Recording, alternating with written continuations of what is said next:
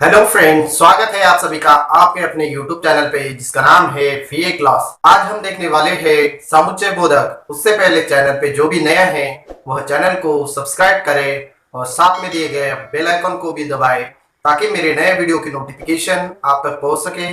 Video पसंद आए तो वीडियो को लाइक करे, वीडियो कैसा लगा कमेंट करे और वीडियो को अपने दोस्तों के साथ ज्यादा से ज्यादा शेयर करे। तो चलिए देखते हैं समुच्चय बोधक। तो सबसे पहले देखेंगे समुच्चय बोधक किसे कहते हैं। ऐसे शब्द जो दो या दो से अधिक शब्द, वाक्य या वाक्यांश को जोड़ने का काम करते हैं वे शब्द समुच्चय बोधक कहलाते हैं।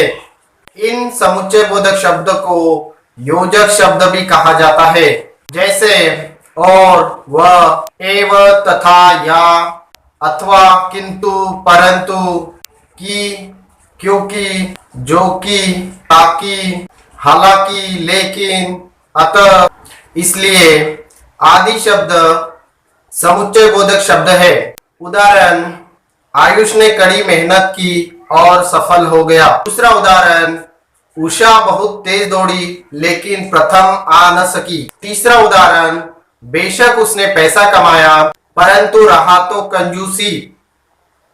इन सभी उदाहरणों में हम देख सकते हैं कि यहाँ पे और, लेकिन, परंतु ये जो शब्द आए हैं इन्होंने वाक्यों को जोड़ने का काम किया है, इसीलिए यह समुच्चय बोधक शब्द है। उसके बाद हम देखेंगे समुच्चय बोधक के भेद। समुच्चय बोधक के दो भेद होते हैं। पहला समानाधिकरण समुच्चय बोधक, दूसरा व्यधिकरण समुच्चय बोधक। तो चलिए इन दोनों भेदों के बारे में विस्तृत जानकारी लेते हैं। सबसे पहले देखते हैं समानाधिकरण समुच्चय बोधक। ऐसे समुच्चय बोधक शब्द जो समान वाक्यांश को जोड़ने का काम करते हैं, ऐसे शब्द समानाधिकरण समुच्चय बोधक शब्द कहलाते हैं, जैसे और, तथा, तो, इत्यादि। उदाहरण, राम और लक्ष्मण में अथाह स्नेह था। दूसरा उदाहरण, तुम चले जाओगे तो मैं क्या करूंगा। तीसरा उदाहरण, आलू तथा गोभी सब्जियों के उदाहरण हैं। इन सभी उदाहरणों में हमने और, तो, तथा यह शब्द जो है ये सभी समानाधिकरण समुच्चय बोधक में आते हैं, क्योंकि यहाँ पे एक समान वाक्य या फिर वाक्यांश इनको जोड़ने का काम इन शब्दों ने किया है, इसीलिए यह समानाधिकरण समुच्चय बोधक शब्द है। उसके बाद हम देखेंगे समानाधिकरण समुच्चय बोधक के प्रकार। समानाधिकरण समुच्चय बोधक के मुख्यतः 6 भेद होते हैं। पहला संयोजक समानाधिकरण समुच्चय बोधक, दूसरा विभाजक समानाधिकरण समुच्चय बोधक, तीसरा विकल्प सूचक समानाधिकरण समुच्चय बोधक, चौथा विरोध दर्शक समानाधिकरण समुच्चय बोधक, पांचवा परिणाम दर्शक समानाधिकरण समुच्चय बोधक, छठा वियोजक समानाधिकरण समुच्चय बोधक। तो चलिए इन सभी भेदों के बारे में जान लेते। तो सबसे पहला भेद है संयोजक समानाधिकरण समुच्चय बोधक। ऐसे शब्द जो दो या दो से अधिक वाक्यों को आपस में परस्पर जोड़ने का काम करते हैं वे शब्द संयोजक समानाधिकरण समुच्चय बोधक कहलाते हैं, जैसे भी, वह, और, तथा, एवं आदि। उदाहरण पहला, राम और मोहन भाई हैं। दूसरा उदाहरण, आलू तथा गोभी सब्जियों के उदाहरण हैं। उदाहरण तीसरा, बड़े एवं छोटे सभी को प्यार करना चाहिए।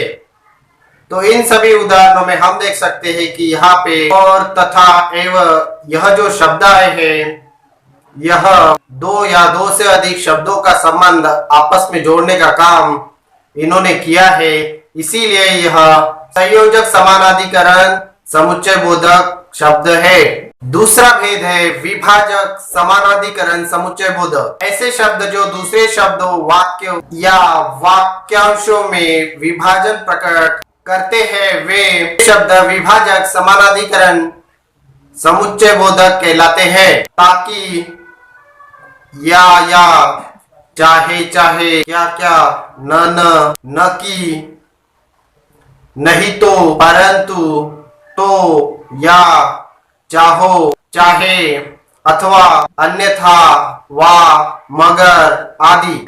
उदाहरण पहला, अभी से परिश्रम करना शुरू करो ताकि आखिर तक तैयार हो जाओ। दूसरा उदाहरण, उसने बहुत कोशिश की मगर समय पर नहीं पहुंच सका। तीसरा उदाहरण, यह काम कर लो नहीं तो कल डांट पड़ेगी। इन सभी उदाहरणों में ताकि मगर नहीं तो इन शब्दों का प्रयोग हुआ है, तो इससे वाक्यों में विभाजन प्रकट हुआ है, इसीलिए यह विभाजक समानाधिकरण समुच्चय बोधक शब्द है। तीसरा भेद है विकल्प सूचक समानाधिकरण समुच्चय बोधक। ऐसे वे शब्द जिनसे हमें विकल्पों का बोध होता है वे शब्द विकल्प सूचक समानाधिकरण समुच्चय बोधक शब्द कहलाते हैं, जैसे या, अथवा, अन्यथा, की। उदाहरण पहला, तुम या तो फल ले लो या सब्जियां।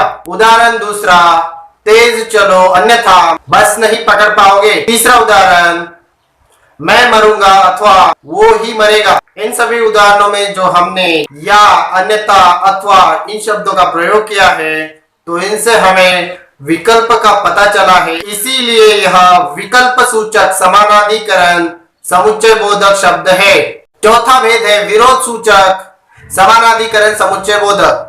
ऐसे शब्द जो दो विरोधी कथन, वाक्य या उपवाक्यों को जोड़ने का काम करते हैं, ऐसे शब्द विरोध सूचक समानाधिकरण समुच्चय बोधक शब्द कहलाते हैं, जैसे वरना, पर, परंतु, किंतु, मगर, बल्कि, लेकिन आदि। उदाहरण, कशिश ने बहुत कोशिश की परंतु उसे बचा नहीं सकी। दूसरा उदाहरण, सोहम ने तेजी दिखाई लेकिन प्रथम नहीं आ सका। तीसरा उदाहरण, अच्छा हो या बुरा पर मुझे यह काम करना है। इन सभी उदाहरणों में हमने जो परंतु, लेकिन, पर इन शब्दों का जो इस्तेमाल किया है, इनसे हमें विरोध का पता चला है, इसीलिए यह विरोध सूचक समानाधिकरण समुच्चय बोधक शब्द है। उसके बाद पांचवा भेद है परिणाम सूचक समानाधिकरण समुच्चय बोधक। ऐसे शब्द जो दो उपवाक्यों को जोड़ते हैं एवं जोड़ने के बाद उन दोनों वाक्यों का परिणाम का बोध कराते हैं, ऐसे शब्द परिणाम सूचक समानाधिकरण समुच्चय बोधक शब्द कहलाते हैं। इस कारण, अतः, अतएव, फलता, परिणाम स्वरूप, इसलिए, फलस्वरूप, अन्यथा आदि। उदाहरण पहला, उसने सबसे हटकर काम किया, परिणाम स्वरूप उसे पहचान मिली। दूसरा उदाहरण, इस फल में बहुत ज्यादा कीड़े होते हैं, अतएव ये खाने के लिए ठीक नहीं। उदाहरण तीसरा, मैं बच्चा हूँ अतः मैं वहां नहीं जा सकता। इन सभी उदाहरणों में परिणाम स्वरूप, अतएव, अतः इन शब्दों से हमें किसी परिणाम का बोध होता है, इसीलिए यह परिणाम सूचक समानाधिकरण समुच्चय बोधक शब्द है। छठा भेद है वियोजक समानाधिकरण समुच्चय बोधक। ऐसे समुच्चय बोधक अव्यय जिनसे अपने द्वारा जुड़ने या एक का त्याग करने का आभास हो उसे वियोजक समानाधिकरण समुच्चय बोधक कहते हैं, जैसे या, न, अथवा आदि। उदाहरण, श्याम अथवा राम में से ही कोई यहाँ आया था। दूसरा उदाहरण, न तो तुमने न ही तुम्हारे दोस्त ने वहां जाने की हिम्मत दिखाई। इन सभी उदाहरणों में हम देख सकते हैं कि अथवा और न इन शब्दों से हमें वियोजक समानाधिकरण समुच्चय बोधक का बोध हुआ है। उसके बाद हम देखेंगे समुच्चय बोधक का दूसरा भेद व्यधिकरण समुच्चय बोधक। ऐसे शब्द जो किसी वाक्य के प्रधान और आश्रित उपवाक्यों को परस्पर जोड़ने का काम करते हैं, वे शब्द व्यधिकरण समुच्चय बोधक शब्द कहलाते हैं। इसका मतलब है कि किसी वाक्य में कोई शब्द प्रधान या कोई शब्द आश्रित हो, इनको जोड़ने का जो काम करते हैं उन्हें व्यधिकरण शब्द कहते हैं, जैसे यद्यपि, इसलिए, तथापि आदि। उसके बाद हम देखेंगे व्यधिकरण समुच्चय बोधक के भेद। व्यधिकरण समुच्चय बोधक के चार भेद होते हैं। पहला, कारण सूचक व्यधिकरण समुच्चय बोधक। दूसरा, संकेत सूचक व्यधिकरण समुच्चय बोधक। तीसरा, उद्देश्य सूचक व्यधिकरण समुच्चय बोधक। चौथा, स्वरूप सूचक व्यधिकरण समुच्चय बोधक। तो चलिए इन सभी भेदों के बारे में विस्तृत जानकारी लेते हैं। तो सबसे पहले देखेंगे कारण सूचक व्यधिकरण समुच्चय बोधक। इन शब्दों से दो जुड़े हुए वाक्यों में हो रहे काम के कारण का पता चलता है, यानी दूसरा वाक्य पहले वाक्य का समर्थन करता है एवं हमें कारण का बोध होता है, उसे कारण सूचक व्यधिकरण समुच्चय बोधक शब्द कहते हैं। जैसे क्योंकि, जो कि, इसलिए कि, इस कारण, चूंकि, ताकि, कि आदि। उदाहरण पहला, तुम वहां नहीं जा सकते क्योंकि तुम अभी बच्चे हो। दूसरा उदाहरण, वह बहुत सुशील है इसलिए मुझे पसंद है। तीसरा उदाहरण, तुम लेट जाओ ताकि मैं उठ सकूं। इन सभी उदाहरणों में क्योंकि, इसलिए, ताकि इन शब्दों का जो प्रयोग हुआ है उनसे हमें किसी कारण का पता चलता है, इसीलिए यह कारण सूचक व्यधिकरण समुच्चय बोधक शब्द है। उसके बाद दूसरा भेद है संकेत सूचक व्यधिकरण समुच्चय बोधक। जब किन्हीं दो वाक्यों में से पूर्ण वाक्य की घटना से उत्तर वाक्य की घटना का संकेत मिले, उन वाक्यों में जो समुच्चय बोधक शब्द होते हैं उन्हें संकेत सूचक व्यधिकरण समुच्चय बोधक शब्द कहते हैं। जैसे यदि, तो, तथापि, यद्यपि, परंतु आदि। उदाहरण पहला, जिंदगी में सफल होना है तो मेहनत करो। उदाहरण दूसरा, अगर मुझे वह नहीं मिला तो मैं वापस आऊंगा। इन उदाहरणों में जो तो का प्रयोग किया है, तो इस तो के प्रयोग से हमें किसी न किसी संकेत का पता चलता है, इसीलिए यह संकेत सूचक व्यधिकरण समुच्चय बोधक शब्द है। उसके बाद तीसरा भेद है उद्देश्यवाचक व्यधिकरण समुच्चय बोधक। ऐसे शब्द जो किन्हीं दो वाक्यों को जोड़कर उनका उद्देश्य प्रकट करते हैं, वे शब्द उद्देश्यवाचक व्यधिकरण समुच्चय बोधक शब्द कहलाते हैं। जिन समुच्चय बोधक शब्दों से हमें किसी उद्देश्य का पता चले तो उन्हें उद्देश्यवाचक व्यधिकरण समुच्चय बोधक कहते हैं। जैसे ताकि, कि, जो, इसलिए, जिसमें आदि। उदाहरण पहला, तुम यहां से चले जाओ ताकि वह आ सके। दूसरा उदाहरण, तुम मेरी सहायता करो जिससे तुम मुझे अच्छे लगो। उदाहरण तीसरा, मैंने यह सब इसलिए किया कि वह जल्दी आए।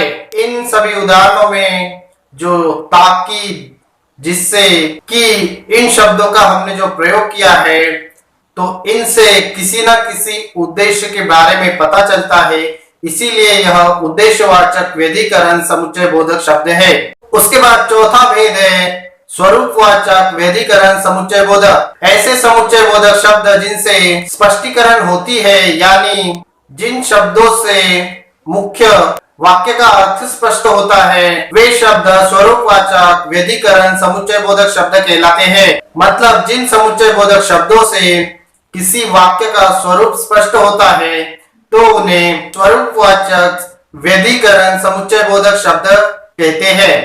जैसे यानी कि, अर्थात, मानो, जैसे आदि। उदाहरण पहला, तुम्हारा चेहरा ऐसे लग रहा है जैसे कि कोई चांद हो।